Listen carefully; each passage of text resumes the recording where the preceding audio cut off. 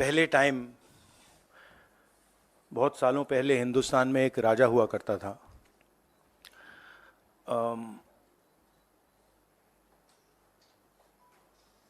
उसके खिलाफ सारे लोग खड़े हो गए थे। पूरी जनता, सारा का सारा ऑपोजिशन उन पर आक्रमण कर रहा था और वो टेफ्लॉन जैसे थे। उन पर जितना भी आक्रमण करो कुछ होता नहीं था। तो थोड़े साल बाद जो ऑपोजिशन के लोग थे जो उसको रेजिस्ट कर रहे थे, वो बाहर एक ऋषि बैठा रहता था, उसके पास गए। उसने कहा कि बताइए, हमें बात समझ नहीं आ रही है। हम इस राजा पर 24 घंटा आक्रमण करते हैं, जनता इसके खिलाफ है, कुछ होता ही नहीं है। जितना हम इस पे आक्रमण करते हैं ऐसा लगता है कि हम गलत जगह तीर मार रहे हैं।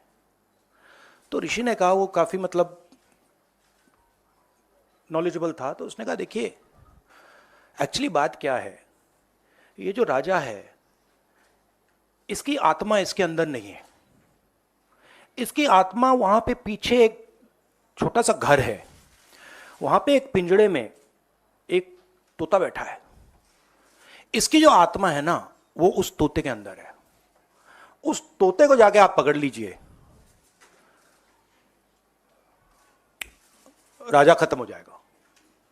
बहुत इंटरेस्टिंग कहानी है, क्योंकि नरेंद्र मोदी जी की आत्मा अदानी में है। तोता कहीं बैठा है, राजा कहीं बैठा है, और बहुत समय के लिए सारी की सारी ऑपोजिशन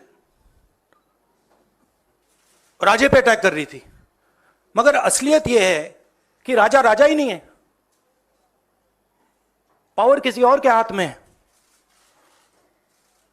अदानी जी के हाथ में है। जैसे ही हम अदानी जी को टच करते हैं,